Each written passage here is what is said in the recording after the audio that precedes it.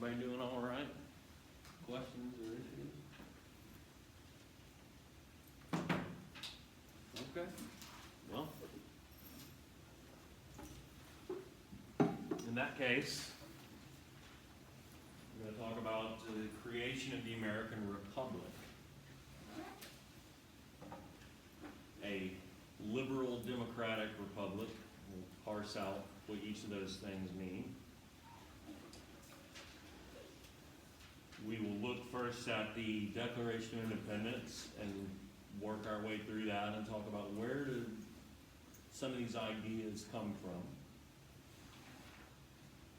And we will look closely, too, at the form of the American government under our first Constitution, known as the Articles of Confederation, which was a deeply flawed document, and that ought to be obvious since it is no longer our Constitution and was pretty quickly replaced. So, hopefully in looking at these documents we can have a more meaningful understanding of the form of government that we have and why it was made so. So this is where we left off last time. After the events at Lexington and Concord in Massachusetts, and as the colonists there in Massachusetts were surrounding the city of Boston, where those British troops are, under the leadership of the acting governor, General Thomas Gage, the colonies sent representatives to a Second Continental Congress. This is in 1775. And that Continental Congress reaches out, if you'll recall, directly to King George III and appeals for maintaining peace and to trying to resolve these issues that have led us up to this point. And King George declines that request and will be sending over reinforcements for the troops of the British Army surrounded in Boston. So the Continental Congress then declares war,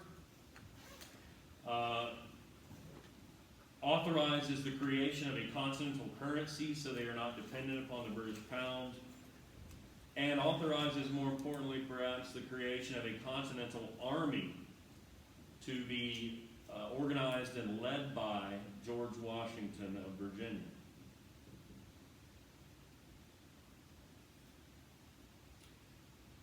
It was not clear at that point whether, even in going to war, if what these colonists sought was actual full legal independence from Britain.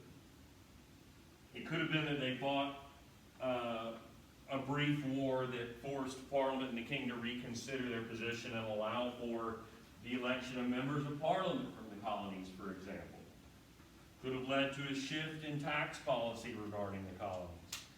But by 1776, enough people are convinced that full independence from Britain was the only way that the Continental Congress taps a small committee of 5 individuals to draft a statement of their intentions in seeking independence. What becomes then the Declaration of Independence.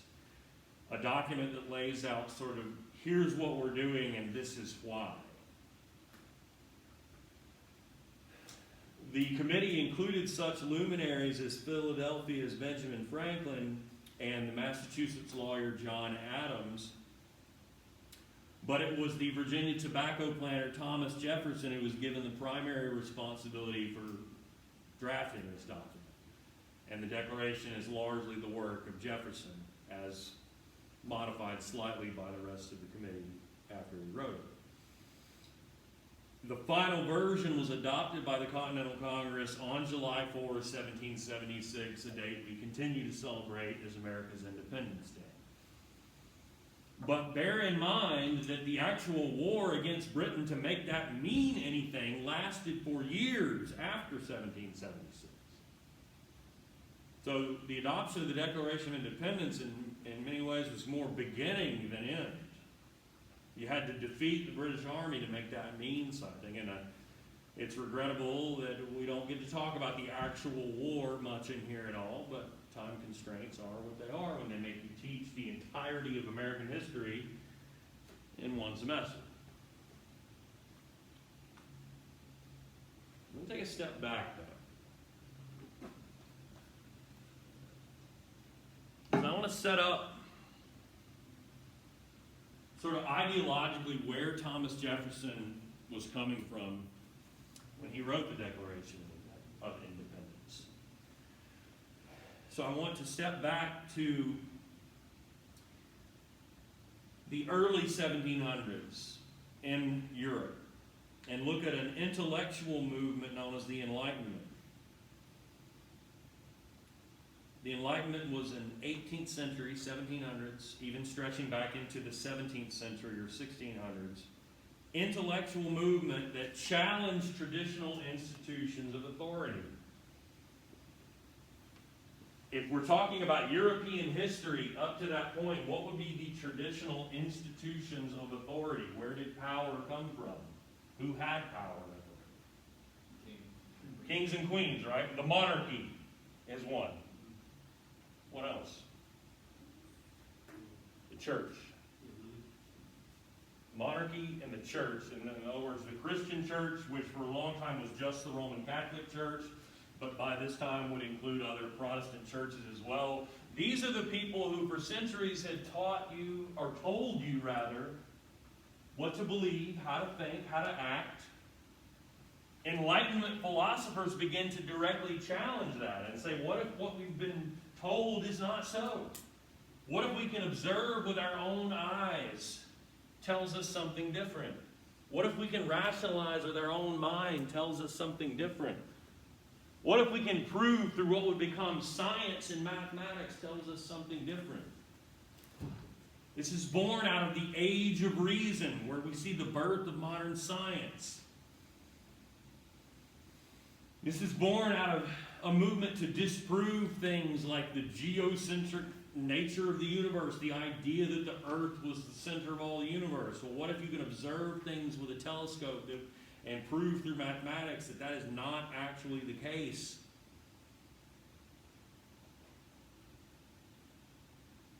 By the 18th century, philosophers were challenging long-held beliefs with appeals to reason, again, as I said, the human mind's ability to reason. Observation, human beings' ability to observe for themselves the nature of things. Through, again, science and mathematics, and most importantly for our purposes in terms of political philosophy, through appeals to individual freedom.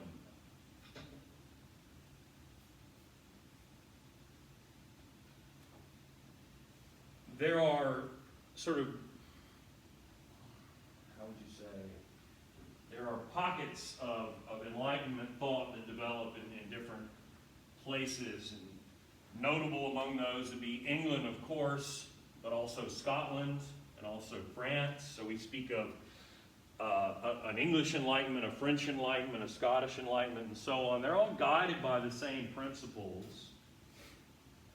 But in terms of Scottish philosophers, you'd have to think about David Hume, H-U-M-E, who develops a sort of metaphysical naturalism or a philosophical naturalism. When we say naturalism in this case, what we mean is a rejection of the idea of the supernatural and developing a philosophy that is guided by or similar to science as we know it in the modern world. And when I say supernatural, I mean we're coming out of a world in which people believed in witchcraft, right? We've just talked about this. Hume's philosophy would reject out of hand that kind of thinking, right? Another Scottish philosopher I've actually mentioned in here before who would be similar to or hand in hand with Hume, you remember?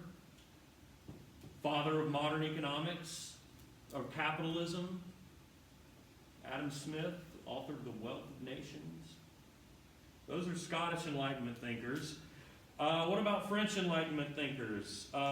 We think here of primarily perhaps of the writer Voltaire, who was a great satirist and a great critic of the church and of the monarchy and of the nobles and of a whole lot of things. But you might think too about Jean-Jacques Rousseau and his notion of a social contract that we'll talk about. Social contract theory, and what does that mean? You might think about Montesquieu, a French philosopher who argues for an ideal government being one of multiple branches in which power is shared or separated. Separation of powers in a multi-branch or three-branch government. And then in England, you would have to think about Francis Bacon, the great philosophical champion of what we call empiricism. If you're of the empirical school of thought, you believe that all inquiry should start with observation. Not just you free thinking like another school associated with a French thinker known as Descartes. You heard his name? I think, therefore I am. Meaning it starts with my ability to think and reason. Well, Bacon would say, no, what we first do is we observe. And this is the core of modern science. And here in philosophy, it's all about what can I see? What is the reality as I perceive it? Primacy of observation. Among those who associated with a Bacon empirical school will be John Locke that we're about to look at, also an English philosopher. But first, you have to also consider that these Enlightenment philosophers are looking back across European history and 1,000 years of Europe's Dark Ages or medieval period. And the feudal system, where it was all about the church and the monarchy. They're looking back to a time in European history where there was something different and something they feel better. So where would their gaze take them, historically speaking, to get back beyond Europe's Dark Ages? Greece and Rome, yes. The classical world, as they would call it. Classical antiquity. The worlds of ancient Greece and ancient Rome, which at one time were characterized by republican and democratic forms of government. Of course, eventually Rome would become an empire with emperors, but it was not always so. And certainly not the case with the Greek as they were city-states. Now, what is republicanism and what is democracy? Well, democracy, from the Greek demos, is in the people, just means government by the people. Right? The idea that rather than being, what would you be in the colonies at this time? What would your status be? You're not a citizen. What are you technically? You're a subject of the king. Yes, Britain had become a constitutional monarchy and had a representative body that was parliament, but half of it are titled aristocrats that are in the House of Lords only because of who they were born to.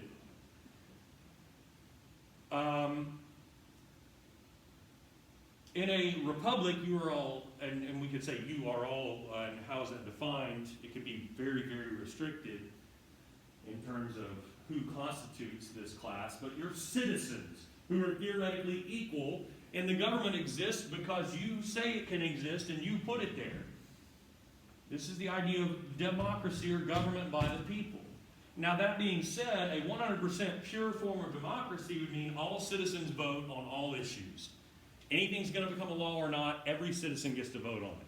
That's the way they did it for a while in Athens in Greece.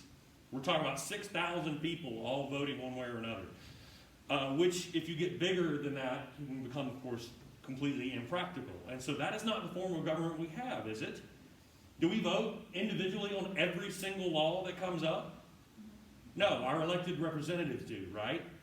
That is a republican form of government. That's what it means to be a republic, in which citizens elect representatives to govern for them and to make those decisions of governance.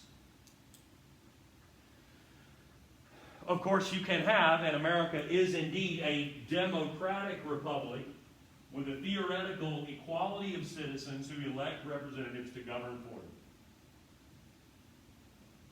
There obviously can be a ton of nuance to this. But that's the form of government that we have. Does all that make sense? One thing about, I mean, a lot of ink has been spilled by historians and political scientists talking about, you know, which tradition is really more important in American history. And they would branch off from the sort of base definitions that we've just put out there and suggest that a focus on pure democracy leads to what we will call liberalism and a focus on individual rights. Whereas others would say, no, the more dominant strand is republicanism, which has a focus on citizens' obligations to the republic or to the greater community. Individual rights or obligations to be a virtuous citizen. Well, the fact of the matter is they're both important. But what I'm going to do is zero in on a single philosopher, because I think it's most clear when you read the Declaration of Independence that for Thomas Jefferson, this man and his ideas were of paramount importance, and that's John Locke, who is a practitioner of social contract theory. So,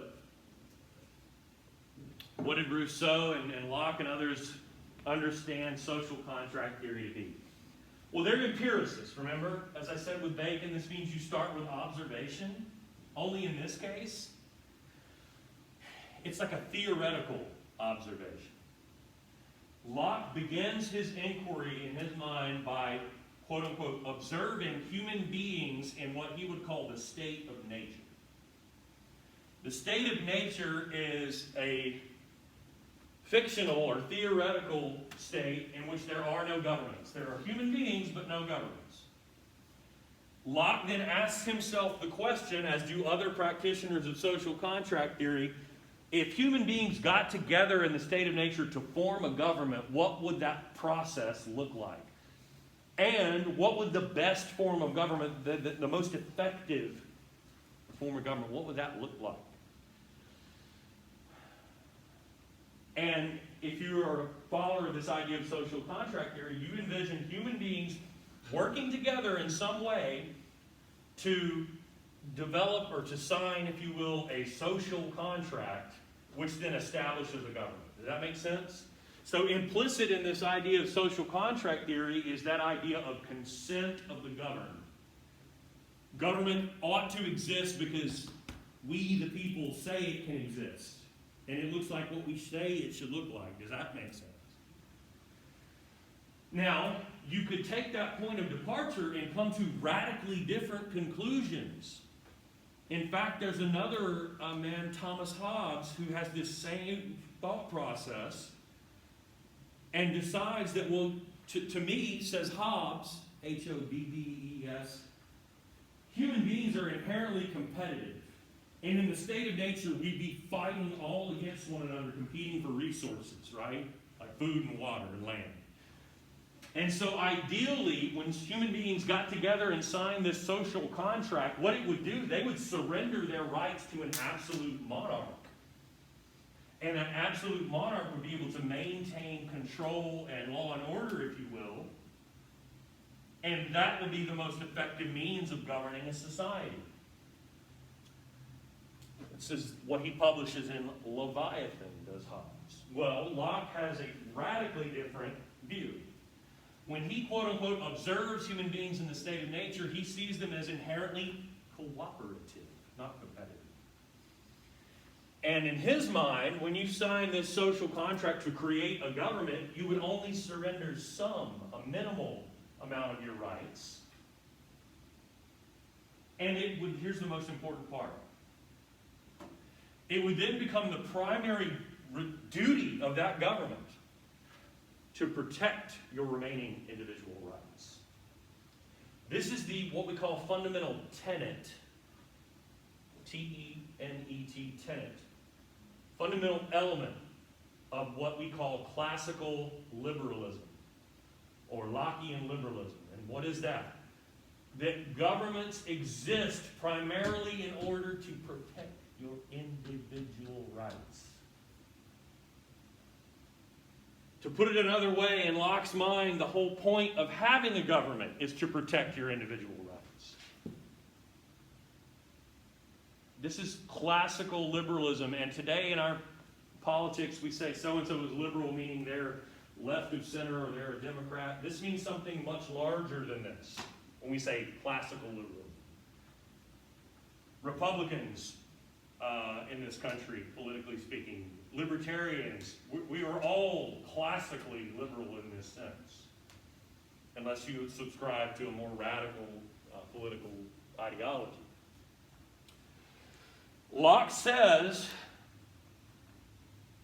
most important among the individual rights that you have that government should protect are life, liberty, and property. Fundamental tenet of liberalism, classical liberalism. The government exists to protect your individual rights, especially to life, to liberty, that is freedom, and to own and hold property. Life, liberty, and property, the most important of the individual rights which government exists in order to protect. Locke then puts forth the idea that if a government is not protecting those individual rights of yours, or is indeed threatening them, it is your right and perhaps your duty and obligation to overthrow that government and replace it with one that will. For government, again, exists only with the consent of the governed. Meaning, we have replaced the rule of kings with the rule of law. For ideally, that social contract, and Locke's telling of it, would become something very real indeed, a constitution. And you'd be leaving behind a society in which a king, a monarch, was the sole basis of authority. And how did European monarchs, what was their justification for their rule? Divine right. Divine right. They get that, the right to rule from God. And that's where power flows from the heavens downward through the king. And yeah, maybe as in Britain, you also had a parliament, but still, why did that parliament sit? It sits with the pleasure of the king, of the queen. More nuanced than that, but nonetheless, Locke is envisioning leaving that behind completely, in which the king is replaced with an actual document, a constitution, that is the physical, real manifestation of that theoretical social contract, that establishes here are our fundamental laws, here's what the government can and should be and do. Does that make sense? The concept of the rule of law, and no one, even if you had an executive or powerful judges, no one is above that fundamental law. It rules over everyone. Questions?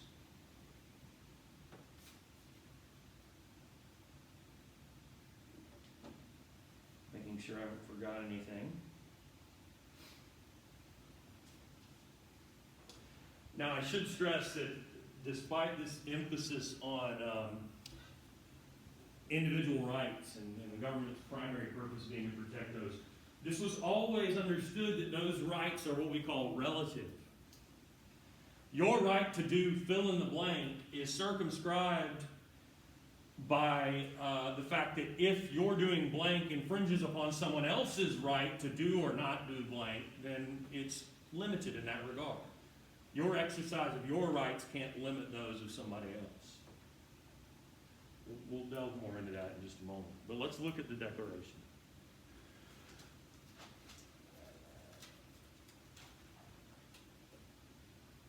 And I'm going to quote from it, and obviously you don't need to write down the actual words of the Declaration, but you are going to read it.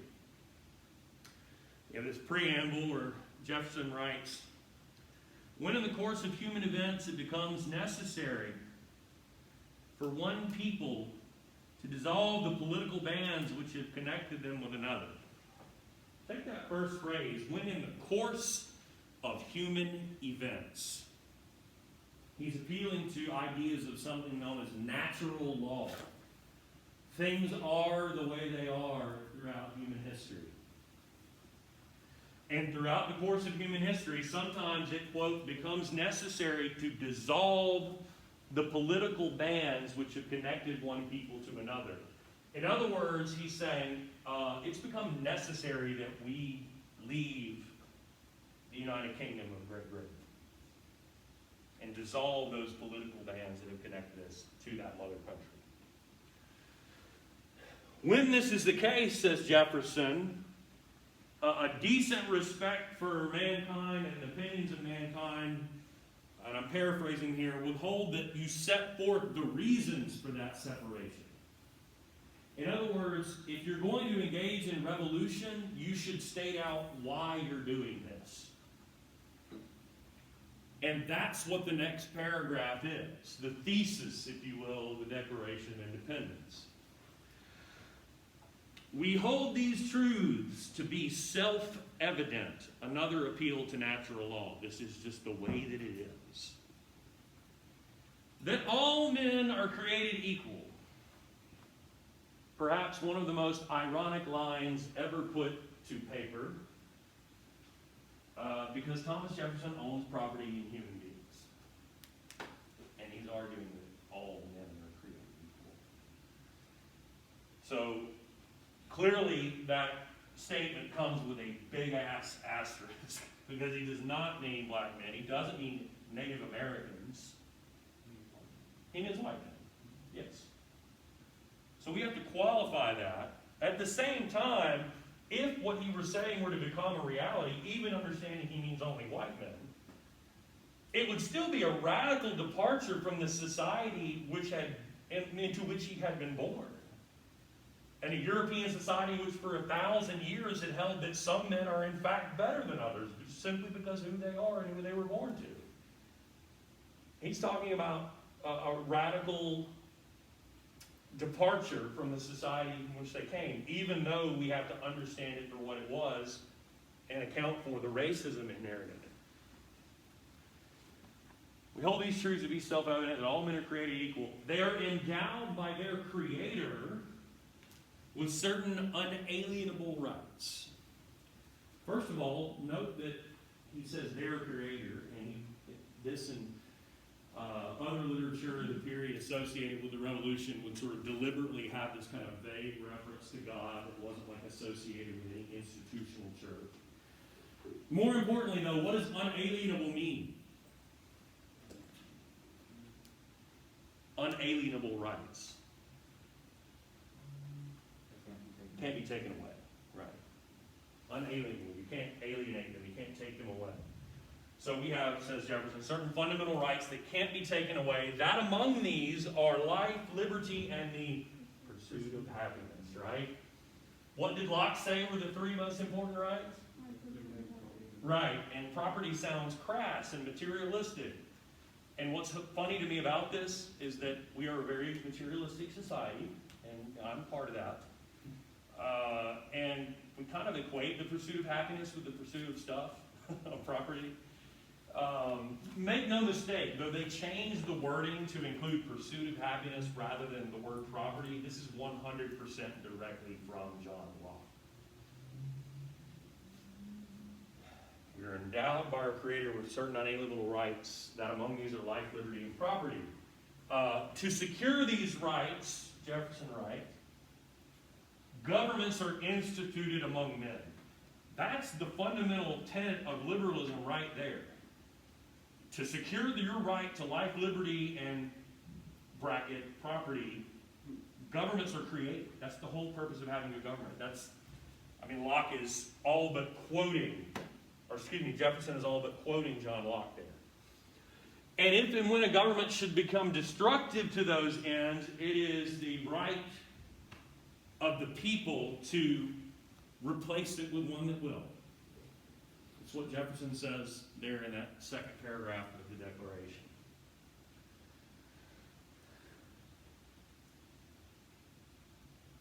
Let me just quote it directly since I was kind of paraphrasing from memory. They are endowed by their Creator with certain unalienable rights, that among these are life, liberty, and the pursuit of happiness. That to secure these rights, governments are instituted among men, deriving their just powers from the consent of the governed. That whenever any form of government becomes destructive to these ends, it is the right of the people to alter or to abolish it and to institute a new government, etc., etc. And then the rest of the document from about here down, it says, he has done this, he has done this, he has done this. Who is he? King George. Right. understand they mean King George and Parliament. And probably the only reason it focuses on King George because it makes you sound more oppressed. If you're talking about this monarch has done this to us, and he's done this to us, and he's done this to us. And it's kind of to focus attention on, yeah, you've got a parliament that's a representative lawmaking body, but still, you know, the locus of authority, theoretically speaking, is that monarch. And they want to put a laser focus on that. And that's the reason for this language of he has done this and this and this. Among the things they list are everything we talked about in the last lecture. It's occupied the province of Massachusetts, suspended the charter, forced these taxes upon us, internal taxes, and then, you know, used external taxes to raise a revenue, singling us out and using that money to buy off our officials, and so on and so on. And more. There's a lot in there that we didn't discuss. Wanted to have a comprehensive list of all the wrongs that have been done to the colonists by the government of Great Britain. And it's adopted. I mean, it is not a constitution in itself. It is simply a statement of intentions and a rationale with evidence.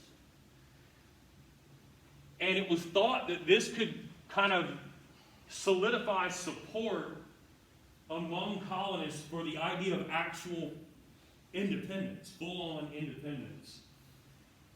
But they also wanted to have something that was a little more accessible, like rather than being written in this high philosophical language, just put something in plain language that could be circulated and read on the street corners and in the taverns that would convince people independence is the only way to go, rather than securing concessions. And so they tasked the English printer Thomas Paine with writing a pamphlet that he titles Common Sense, in which he derides or deeply criticizes the very concept of monarchy in any form, and in which he goes on to argue the only possible way for the colonists to secure their rights moving forward and their freedoms was to become an independent nation.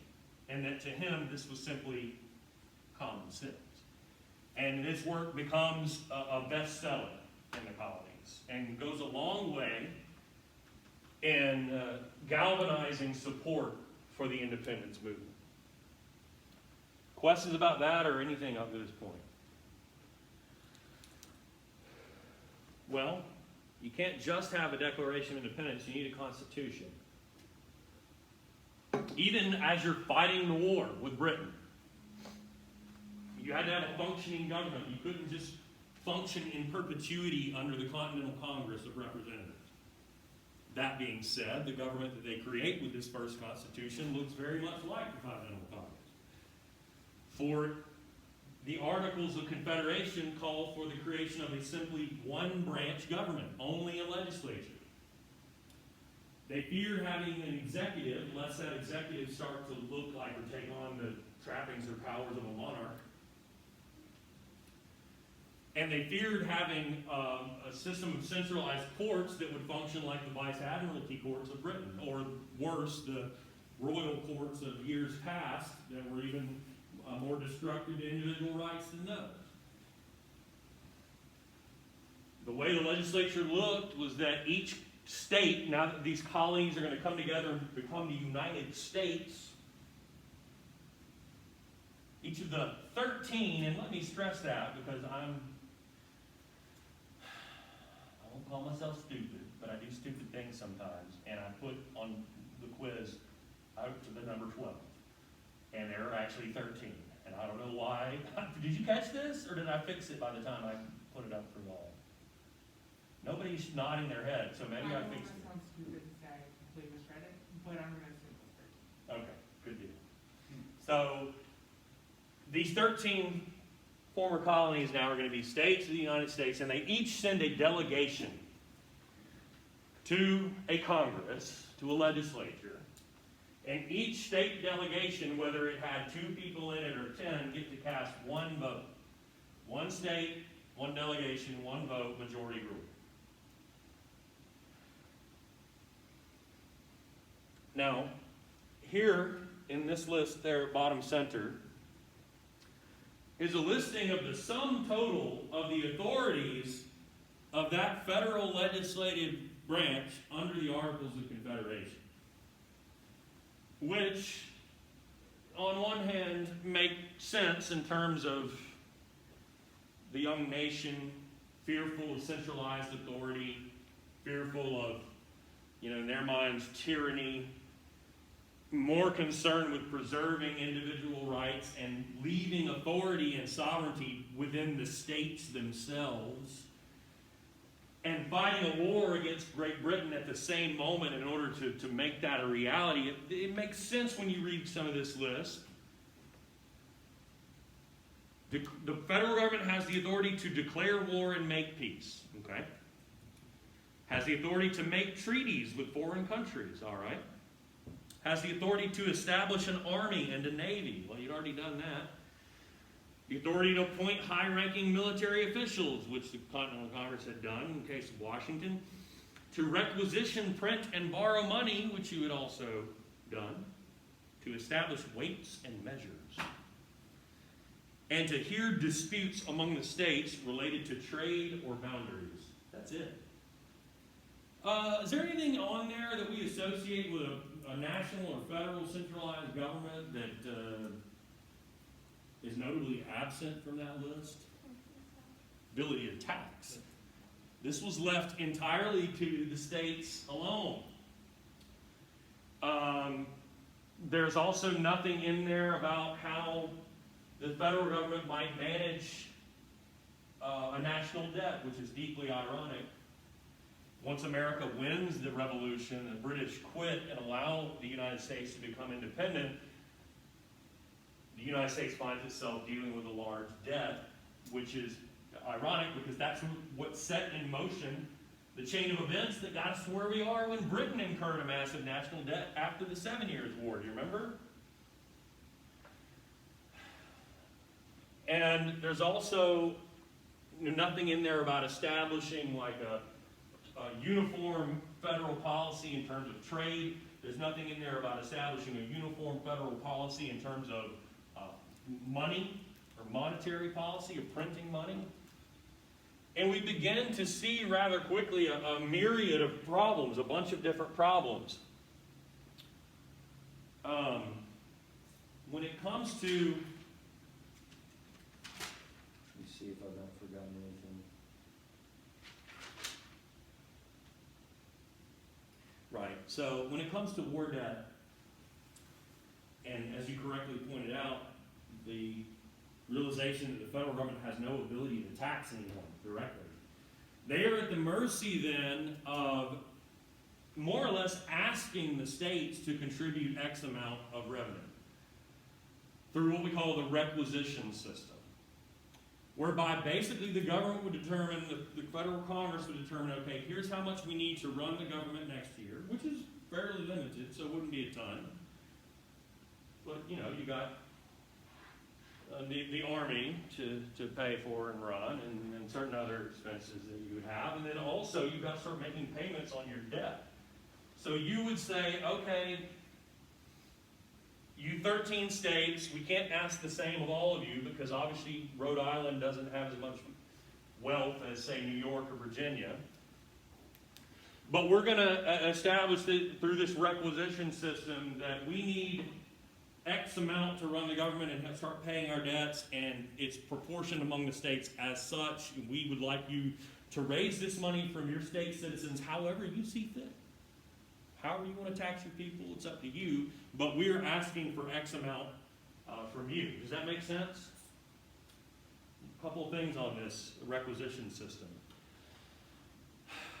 Number one, what happens when the following year you need more and a state feels like it is unable or unwilling to raise that amount from its citizens? What are you going to do to enforce it? Nothing. Right. What can you do based on the authorities you've been given? Also, too, you immediately see dispute among the states as to what they would owe. So they decided they would base the percentage amount that a state would owe on the value of property in that state, the total property value.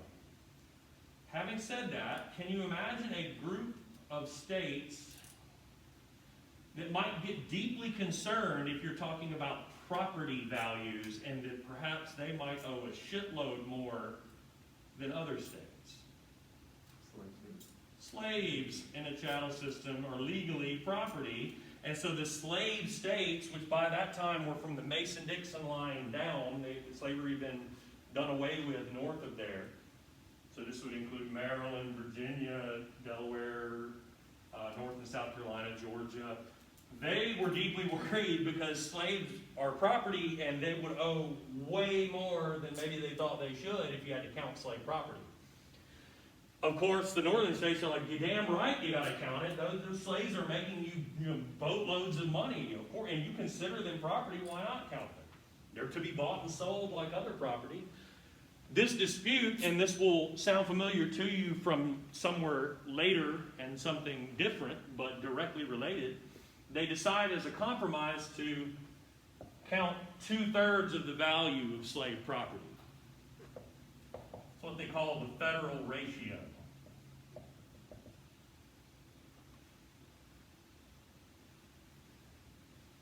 So the government was at least able to oversee that dispute among the states, or the framers of the articles, I should say. But consider beyond that issues of trade. When Britain quits the war and allows America to become independent, consider then that America is no longer part of the British mercantilist system. They're outside the system, right? They're no different at that point than Spain or France or the Dutch. And so the British position is, F you, you don't get to trade within our system with these lower taxes and whatnot. You're not our colonies anymore. You're now our competitor and our enemy. In response to that, I should say by extension, they actually said, remember one of the Navigation Acts that only British ships can do business in British colonial ports? They say no American ships can do business in the British Caribbean. And in response to that, some, and I stress the word some, of the states then placed boycotts or embargoes on British goods in their ports. But I said some, right? Consider, and I don't remember which ones it was, but just consider theoretically, what good does it do if you're trying to punish Britain for Georgia to say you can't do business in Savannah rather, and you can't come into the port of Savannah and trade, when all you got to do is go up north to Charleston, South Carolina, because South Carolina did not embargo. You see what I'm saying? It would only have an impact if all 13 states did it. And under the Articles, the federal government doesn't have the authority to set a uniform national trade policy. I'll give you one final example that's not on this list, but consider monetary policy. There was a continental currency, continental pound, that was established by the Second Continental Congress. But every state also had their own state printed money, paper money. There's a Connecticut pound and a New York pound. And they all had different ideas about printing that money. And this becomes important because it's a little bit confusing unless you know your economics, and I'm always terrible with it. But if you have, for example, a lot of farmers in your state who are struggling with debt but have tax obligations, having more paper money makes things easier for them to manage, as opposed to if you're relying on like gold and silver coin in the old days. So there would be a push in some areas to have the government print more money, right? But what happens, money is like any other commodity, right? The more and more and more of it is, what? The less it's worth, and therefore it takes more of it to buy stuff, which we refer to as inflation. So some states are very reticent, very reluctant to print more and more money, whereas others are just letting it fly off the printing press. What this means is in the latter case, you do in fact get inflation in that currency. And in the former case, as in Massachusetts, you have farmers who are so pissed off that they rise up in rebellion. And let's take that a step further. What in the hell would the federal government do about it if there's a revolt of farmers in Massachusetts? There's nothing in there that says, here's how you would handle it. You know, you kind of leave it up to the governor of Massachusetts to, I don't know, figure it out. And that event was known as Shays' Rebellion, and is the kind of exclamation point on the first few years of the colonists, or rather the Americans, realizing that the Articles of Confederation at a minimum needed adjusting. And so they agree in 1787 to send delegates from the 13 states to Philadelphia with the purpose of, and I stress this, revising the Articles of Confederation. When I say I'm stressing it, I mean they weren't sent there to replace it, which is of course what they ended up doing. They were sent there with the authority to revise the Articles.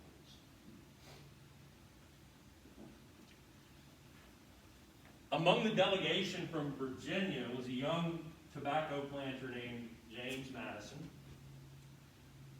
who was really the only person to enter that convention hall with an actual plan on paper comprehensively, like this is what I want to do.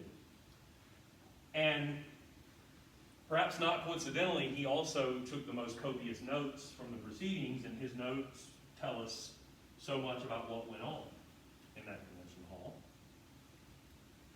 But Madison actually suggests doing away entirely with the Articles of Confederation and starting over.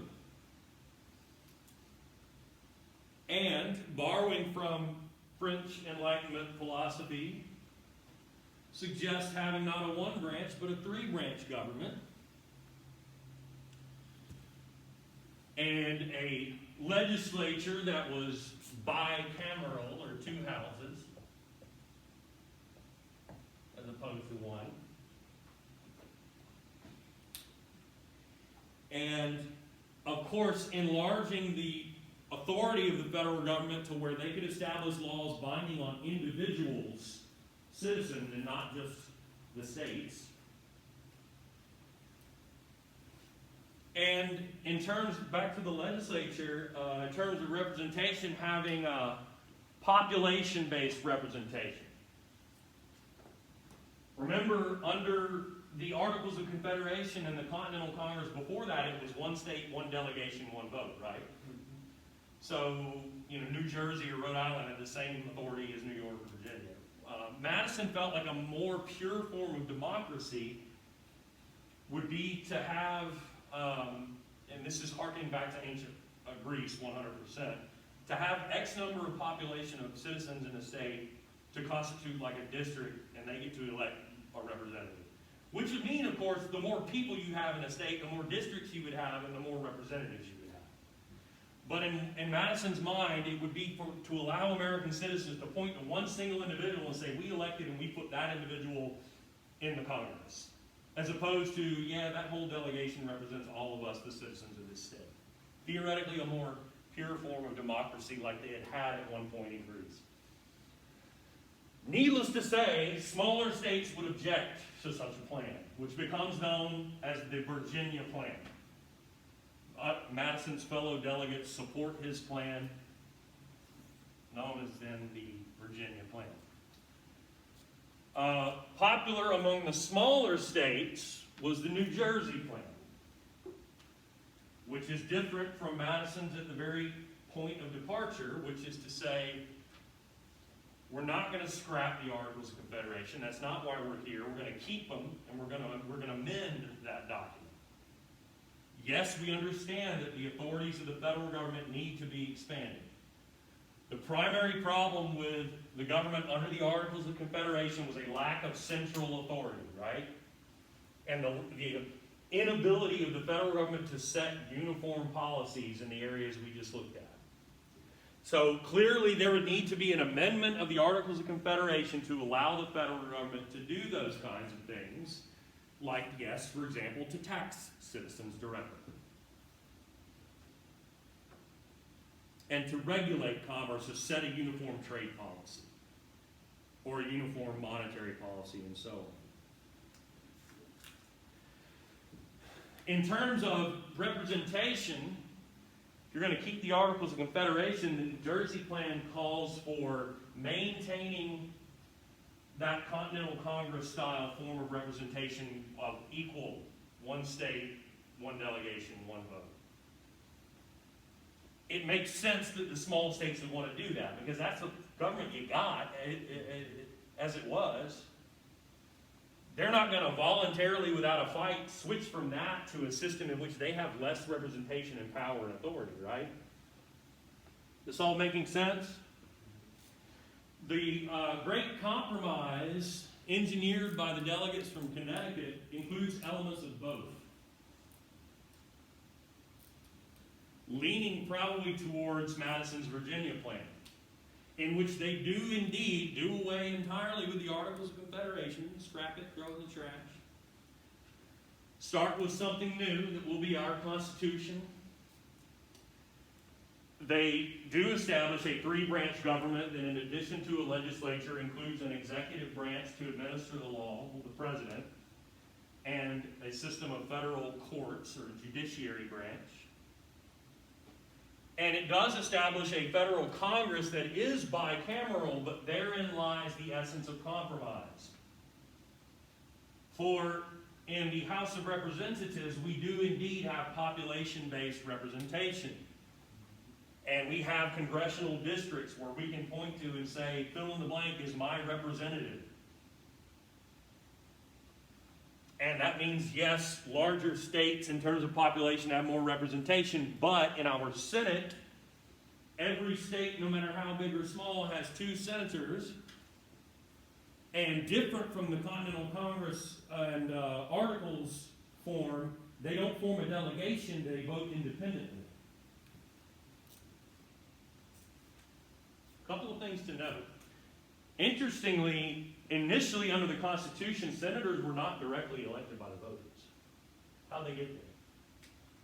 They were chosen by state governments. Chosen by state legislatures, which the governor would probably have a hand in that process almost always. But yeah, appointed by state government.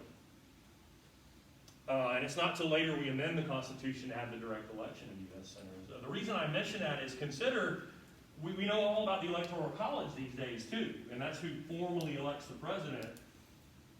And the judges of the federal courts will be appointed by the executive and approved by the Congress. The takeaway being only 1/2 of one branch of government was actually directly elected by the people, which was the House of Representatives. One other thing to note, if we're talking about states with a greater population of citizens getting more power in the House of Representatives, guess who changed their tune from when we were talking about more property means you owe more in taxes? Southern states, because if they got to count slaves as population, they get more representatives.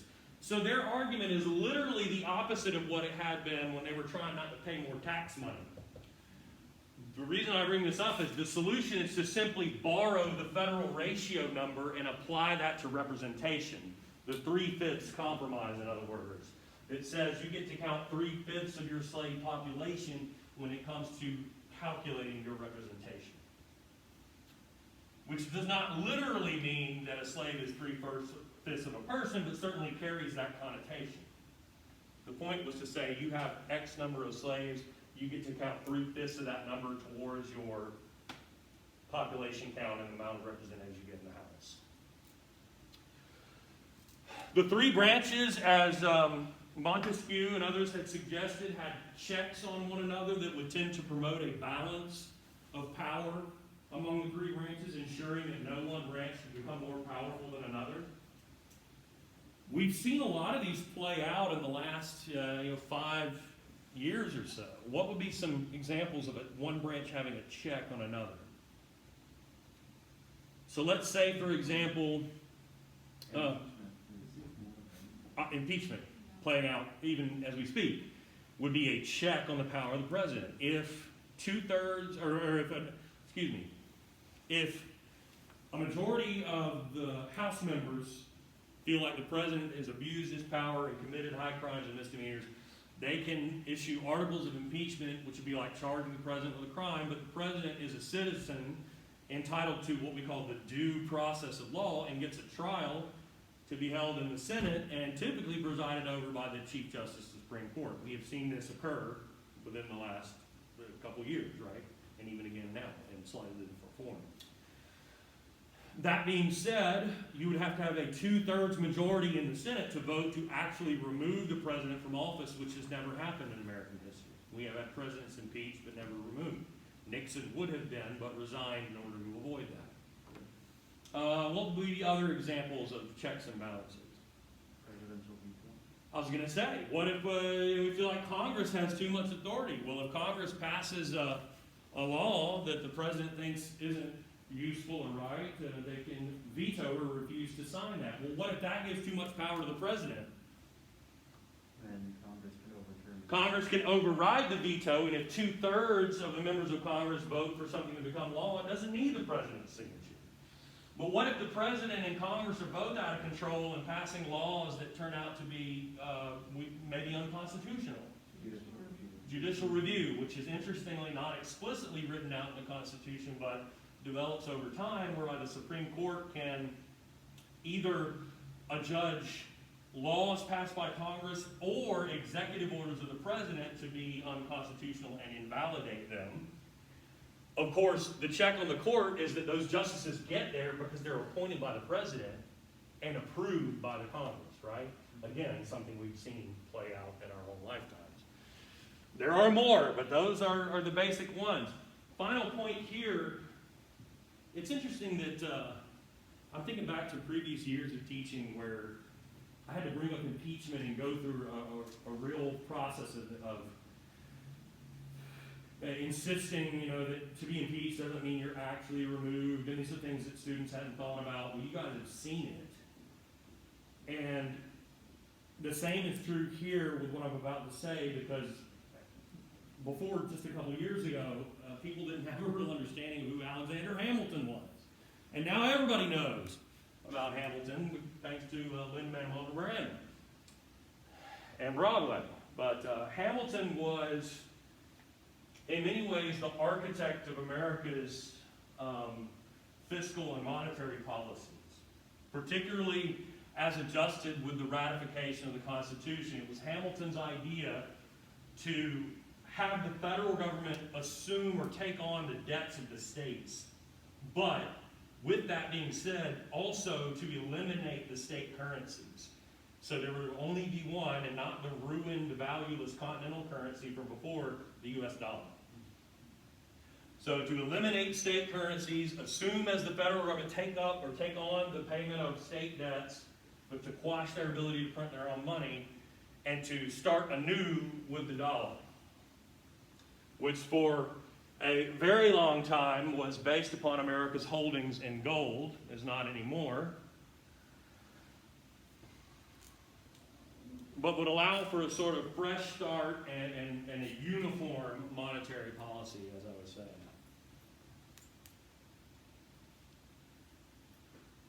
Questions?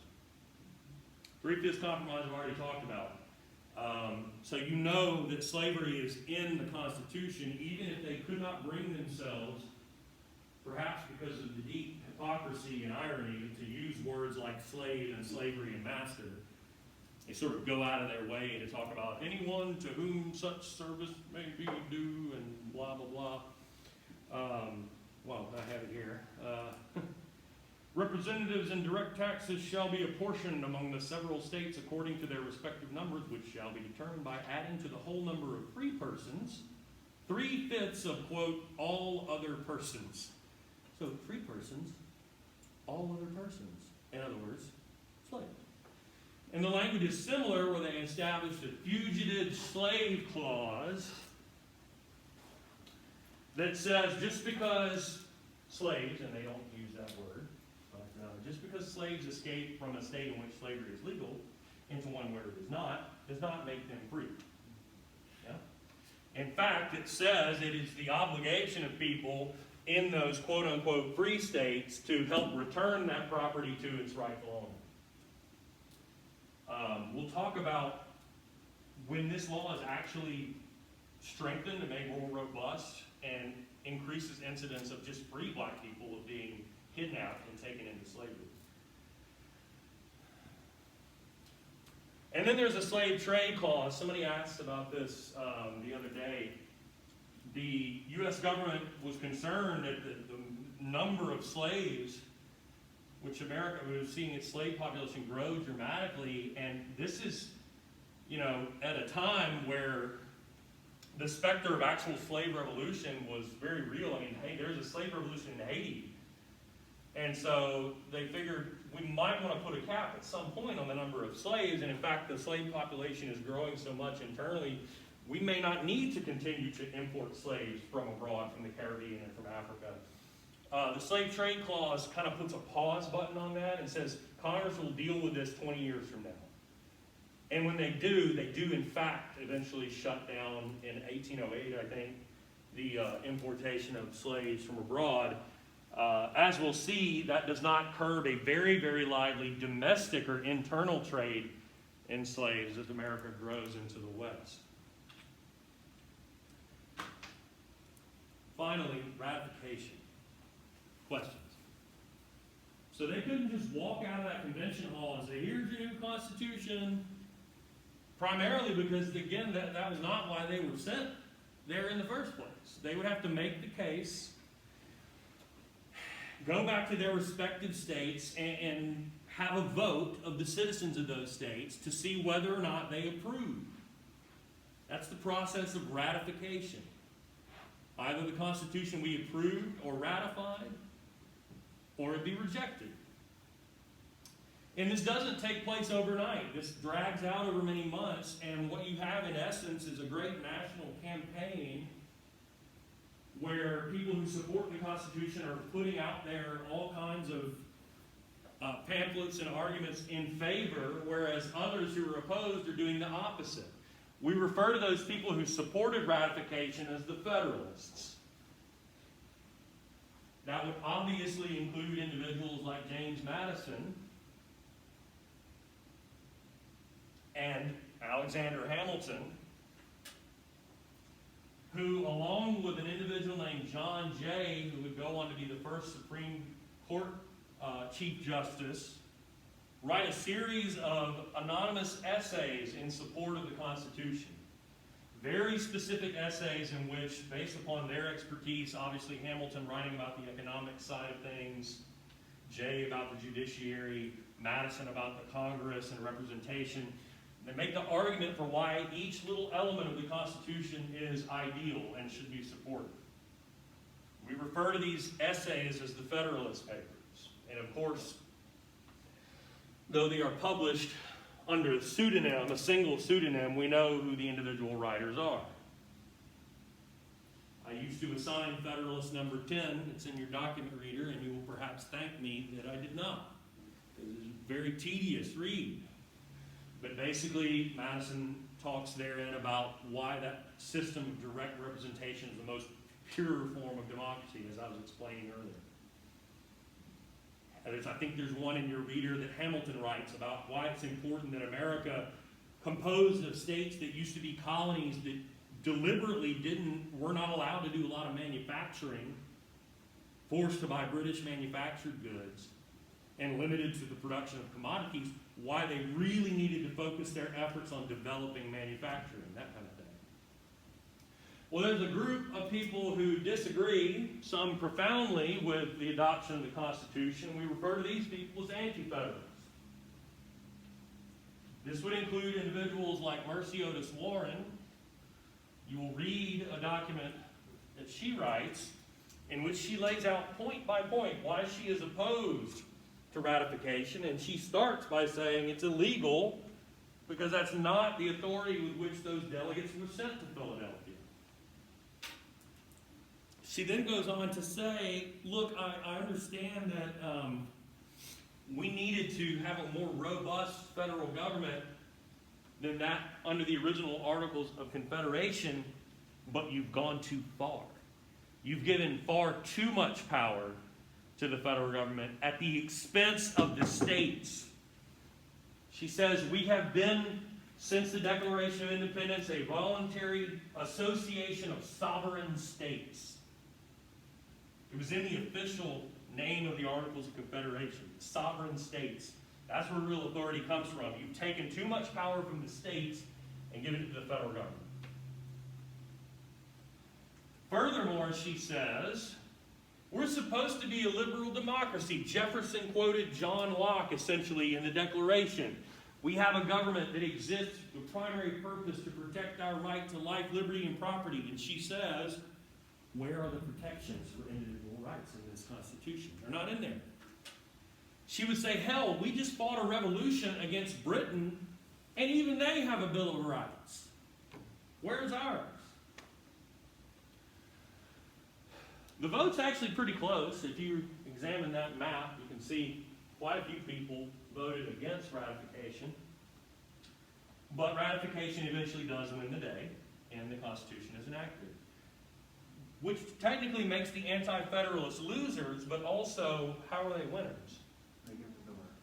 Because we do indeed immediately tack on 10 amendments to the Constitution, known as now the Bill of Rights, which addresses their main concerns of federal protections for certain important individual rights and freedoms, and also there's an amendment in there at the end that says any powers not explicitly granted to the federal government are held by the states. So the anti-federalist concerns of individual rights and states' rights are addressed in those 10 amendments that are our Bill of Rights. What else is, in terms of individual freedoms, what's in there? In the Bill of Rights.